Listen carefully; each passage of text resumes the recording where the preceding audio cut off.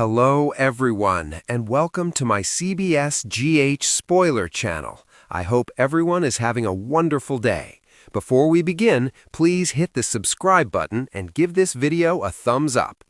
General Hospital, full episode breakdown, March 1st, 2026.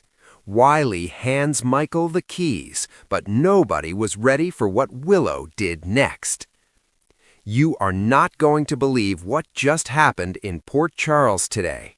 Grab your tea, your tissues, and buckle up, because March 1st, 2026 delivered the kind of episode that General Hospital fans are going to be talking about for months. The moment that broke the internet.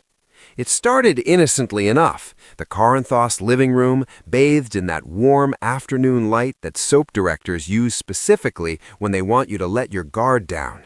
Wiley, sweet, wide-eyed, growing up too fast Wiley, was sitting at the kitchen table doing his homework when Michael walked in, looking like a man who had the weight of every secret in Port Charles pressing down on his shoulders.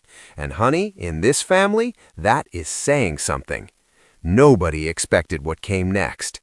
Wiley looked up from his notebook, reached into his backpack with the casual certainty that only children have when they're about to accidentally detonate an emotional bomb, and placed a set of keys on the table in front of his father. Not just any keys.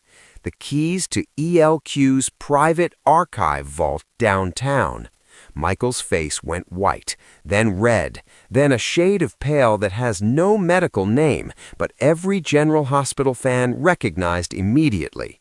It's the color characters turn when they realize the story they thought they were in has suddenly become an entirely different, much more dangerous story.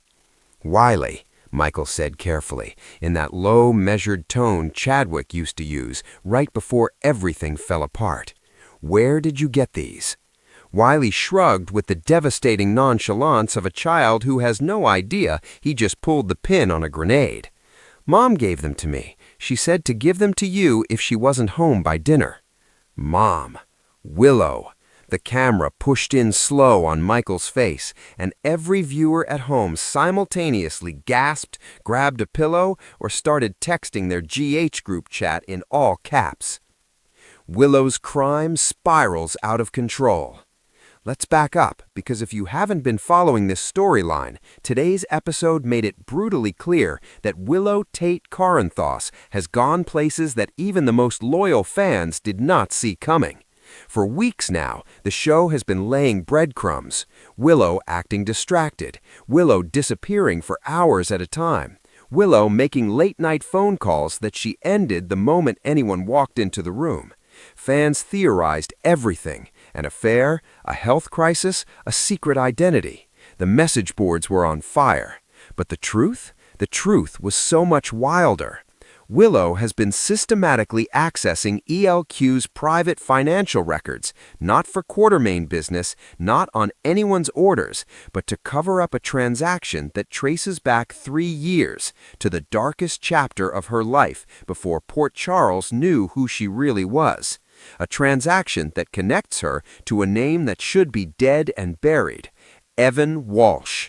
For those who need a refresher, Walsh was the financial architect behind the cult that shaped Willow's early life. He was supposed to have disappeared after the cult's dismantling. The file said closed. The file lied. Because Evan Walsh doesn't just have financial ties to Willow's past. He has leverage. The kind of leverage that doesn't go away when you marry into the Confronts family. The kind that grows in the dark, quietly, patiently, until it has roots so deep you can't pull them out without destroying everything above ground, too. Today's episode revealed, through a breathtaking flashback sequence, that 6 months ago Walsh made contact, and Willow, terrified of what the truth would do to Michael, to Wiley, to the family she had fought so hard to build, made a choice. She went into that ELQ vault herself. She moved documents. She buried a paper trail. She committed a crime to protect her family from her past, and now her past is collecting. Michael's world cracked open. Back in the Corinthos living room, Michael held those keys like they were made of fire. He sent Wiley upstairs with the practiced calm of a man who learned from Sonny Corinthian himself how to keep a child from feeling the earthquake happening beneath their feet. Then he sat down, alone, and the show let the silence breathe in a way that only the great soap operas know how to do. No music, no dramatic sting, just a man in a quiet kitchen realizing that the woman he loves has been drowning in secret for half a year and smiled at him every single morning like the water wasn't rising. His phone rang. It was Drew, because of course it was Drew, because when the Quartermain world starts tilting, Drew Kane is always the first to feel it. "Tell me you got the keys," Drew said, and the flatness on his voice told Michael everything he needed to know. Drew already knew about the vault. Drew knew about Willow. "How long?" Michael asked. The pause on Drew's end lasted exactly long enough to confirm the worst. "I found out 2 weeks ago. I was trying to find a way to fix it before you had to know." The sound Michael made was not quite a laugh and not quite a sob. It was something in between, the sound of a man who has just discovered that the people who love him most have been working together to protect him from a truth that always was going to arrive. Where is Willow right now? That's the question the episode spent its final act asking, and it did not answer cleanly, because General Hospital has learned in its decades on the air that the best cliffhangers aren't explosions, they're absences. Willow's car was found parked outside the Harbor View Hotel. Security footage showed her walking through the lobby at 2:47 p.m. The concierge remembered her, polite, a little pale, carrying a brown envelope. She did not check in. She did not meet anyone in the restaurant. She walked through the lobby, took the elevator to the 4th floor, and then, according to every camera in that building, simply did not appear again. The detective assigned to pull the footage, in a gorgeous little cameo that longtime fans will appreciate, looked at the screen with the practiced frown of someone who has seen Port Charles do impossible things before, and said quietly, almost to herself, "She just vanishes."